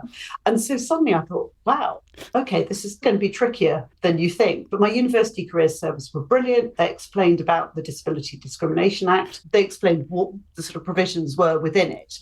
And I did get to do that work experience placement, which is fantastic. 2 months spent living in Moscow because I studied Russian. It was great. And then actually applying for the civil service. I mean, again, I think that I didn't realise quite how lucky I was with my timings, because had I been sort of ready to apply a year earlier, which I wasn't because I was at university, I may not have been accepted into the diplomatic service, because at that point, the diplomatic service had a requirement that you had to be able to serve anywhere in the world at any time. It was our global mobility requirement. And obviously, there were going to be places that actually it wouldn't really be practical for me to serve. But because of the Disability Discrimination Act coming in, that actually trumped our global mobility requirement. So I was allowed in. Well, they do say timing is everything in these things, don't they? I'm just thinking of the questions they might have asked. So if you'll forgive me from playing devil's advocate, but I would imagine there's a lot of handshaking involved, people recognition is to do in this job. Plus, there may be some risky situations as well where you will find yourself. Was that raised at all on those kind of issues of, will you be able to do the things that go with this job? So not so much that. I mean, handshaking, as you know, being blind, it can be a bit of a tricky situation, but actually it tends to be hardest when you're actually trying to shake hands with someone else who's blind. Normally, most people realise they need to sort of, find my hand. And people recognition, again, I rely on other people to sort of help me with that. I mean, occasionally I can do it with voice, but as you know, the number of people who say, hello, it's me, it doesn't really help. So I think the things that people were concerned about were things that are probably born out of not really understanding and not knowing people who are blind. So I had questions when I was applying early on for jobs within the Foreign Office were things like, well, can you type? I was like, yes, I can type. And at one stage I was applying for jobs overseas and I talked to somebody and they said, well, you ought to be aware that there are steps in the house that you'll be living in. I was thinking, yep, that's fine. I know. So it's that kind of thing that I think people were asking about much more than the things that you and I know are the challenges. There was one of our overseas embassies that was contacted about my suitability for a job there. And the response came back saying, well, Victoria will need to learn the language of this country, and being blind, she won't be able to do that. So it's things like that. It was other people's misconceptions. We've talked about possible disadvantages. What about possible advantages? Do you think there are some? I suppose I'd say that I have to build a relationship with the people. Say I'm doing a one-on-one meeting with somebody. The little things that happen, like, someone will put down a coffee cup and I might not know where it is. So the person I'm talking to may sort of guide my hand to it. That's a bit of a sort of a human connection that other people may not have. Maybe when we're leaving the room, I might sort of ask to take their elbow so they can guide me out of the room.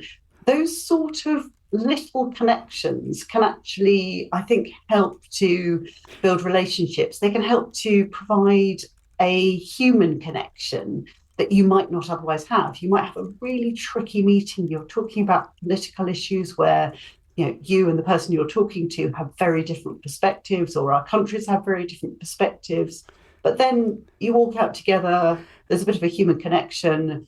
I need their help. They offer their help. It builds the personal. It makes sure that there's a personal bond, even if professionally we disagree. It's an intangible benefit, but it's something that can really break through a lot of the sort of nervousness. I mean, people have maybe nervousness because the meeting's formal, because of the position I'm in, but also there is sometimes that anxiety about meeting someone who's blind and will I do the wrong thing or say the wrong thing?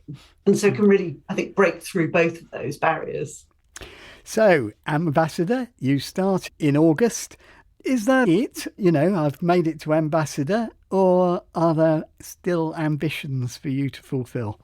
So it's an interesting one, Peter. It's something where I've always said that actually what I focus on is the next job, or the job I'm doing now. So for me, my ambition is to have a fantastic 4 years in Slovenia, really enjoy everything about living there, bringing with me my guide dog, Otto, who's part of the package for this. Right. So actually the focus is really about actually enjoying the next 4 years, making the most of the opportunity.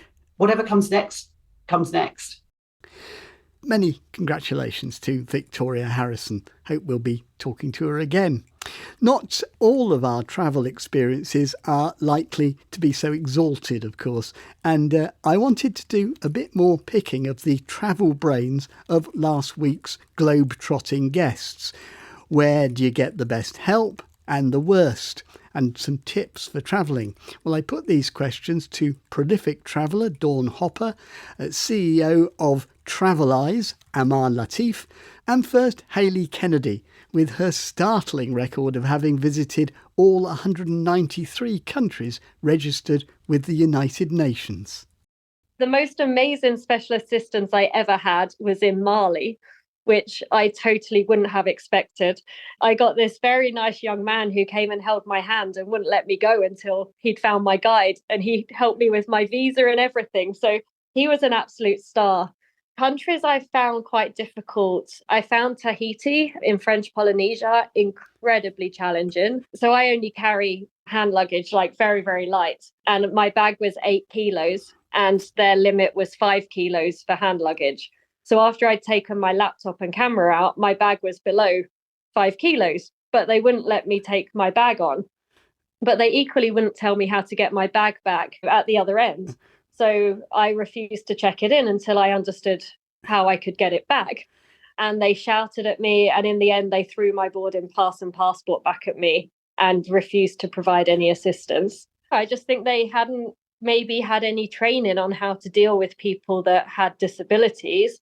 And they were so scared of doing something wrong that they refused to be flexible. But then again, I find special assistance in the UK particularly challenging because you never get any instructions on where to go and get your assistance from. And you're constantly told, well, you need to look for the sign. It's like, but I've just told you I'm blind. Yeah, but if you just follow the signs. I gather you also have had this problem of people not perhaps thinking of visual impairment, as it's not what they think of when they hear the word disabled. No, quite often I'll finally find check-in, but that's if there is check-in, because a lot of the times there's just automatic machines now that give you a boarding pass, which doesn't make things easier either when you can't see a person. But I go up to the person if I can find them and say, hi, I've registered for special assistance, I can't see properly. And the first thing they say is, oh, we'll go and get your wheelchair. And I'm like, no, my legs work fine. Like, I can walk. I just need someone to guide me to the gate or where I'm going, kind of thing. Is that abroad or is that in this country as well? Predominantly abroad, but in a lot of countries abroad. Right. Dawn, I mean, you do travel quite a lot. As I said, you've got relatives all over the place. Culturally, have you noticed big differences? It's interesting because the one place that was actually excellent, I have a very good friend that lives in Bristol.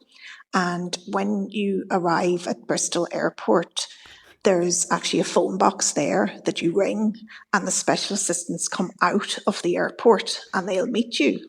When we went through security, they said, what's the best way for us to get you through security? Because Mickey can't walk through with his harness. But equally, when I was in France, it was a horrendous experience. The security guards wanted me to take off Mickey's harness, his lead and his collar. So essentially, having the dog with no way of me holding on to him or him being able to guide me. I always explain that the guide dog's like a steering wheel for somebody in a car. You know, you don't touch somebody's steering wheel when they're driving, but it was really quite a cultural shock. And it does change your view of whether you would like to travel again to a certain place. And these airports going through security can be quite challenging for anybody.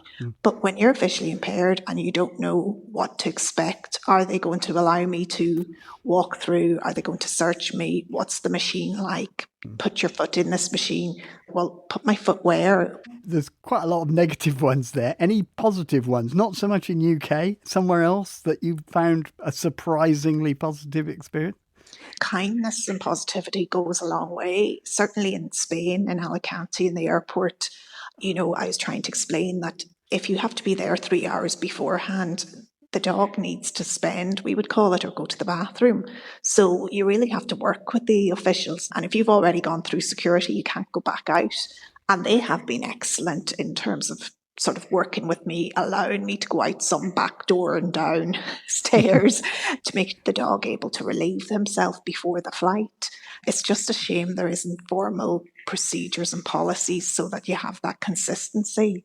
Amar, rather like Hayley, you've been everywhere, or almost everywhere. I'm not sure you've quite done the 193. Yeah, well, it seems like Hayley's done a lot of countries, Hayley. Very impressive. Thank you. But is there any way in particular that you have found? I think I'd like to hear another particularly positive one if you've got one. Yeah, sure. I mean, I found that Singapore airport, they're very educated. You know, the best way you can guide someone is ask them, like, how would you like to be guided? And, you know, rather than making assumptions or grabbing. And they're just amazing. So every time I go through Singapore, they've always been great. The people have been wonderful. I mean, in terms of like places I've traveled to, like in Peru, you know, we've gone to these floating islands where indigenous people, never met any blind people before. And after a few hours, they've actually made models of their islands and let us touch them.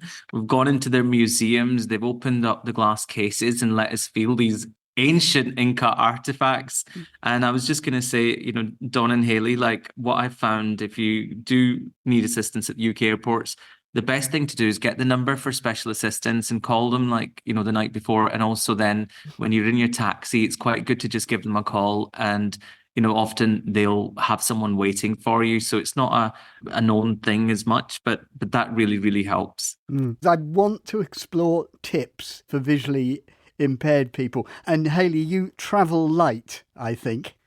Yes, I do. I try and avoid checking a bag because that's probably my biggest stress, trying to find it again. I guess some of my tips is I always have to keep my phone charged up because I use the camera as a magnifier to try and read signs or anything that I need to read. So I always carry a fully charged battery pack with me. Also, being quite clear on the help you need. Often people try and overcompensate because they don't know what to do. And actually, if you give them clear instructions of what you need, they realize you don't need as much help as what they'd suspect, and they feel a lot more comfortable helping you. OK, Dawn, top tips. Give yourself extra time, and even any medication or eye drops or anything like that. Sometimes it helps to have a letter from the doctor just explaining what drops are. With the guide dog, you are allowed to bring an extra bag with his food in it. I must admit, I learned something on every In Touch. I didn't know you could carry an extra bag for the dog food if you've got a guide dog. Yeah. Amar, let's have the male view on this. I don't carry a hairdryer because I don't have any hair, so that's good. Me neither, don't worry. That's it, we're both the same, Hayley. I'd say, like, sometimes when you're traveling, you open up your suitcase if you are taking even a small cabin bag or a big one, and if you're visually impaired or even if you're sighted, you can get confused. So sometimes having little bags with different items in them, like my sports gear goes in one bag, my underwear goes in another bag. You can pull the right bag out. Oh God, there's so many. If you're going on a plane, I would say that sometimes it's really handy to have a seat near the toilets, near the front, because you get more attention as well from the staff when they're bringing the food. So sometimes it's good to wait till everyone's boarded and then you go on and then just ask if there's any spare seats. In terms of holidays, I'd say for a blind person, it's important to research, what you want to do there when you get out there. If you're going to go solo, just research, whether you need to hire a tour guide or, what do you want out of your holiday. But yeah, I've got loads of little guides, but I think that should be enough for now. Yeah, that is a pretty comprehensive list. There's still more we could have discussed because travel is an endless topic, really, but we do have to stop. But In Touch listeners don't have to stop. Let's have some of your answers to those questions. Where is best culturally? Top tips, all those kind of things. Email intouch@bbc.co.uk. Leave voice messages on 01618361338 or go to our website, bbc.co.uk/in touch. So the much travelled Hayley Kennedy, Dawn Hopper and Amar Latif, thank you all very much indeed. From me, Peter White, producer Beth Hemmings and studio managers Kelly Young and Jack Morris, goodbye.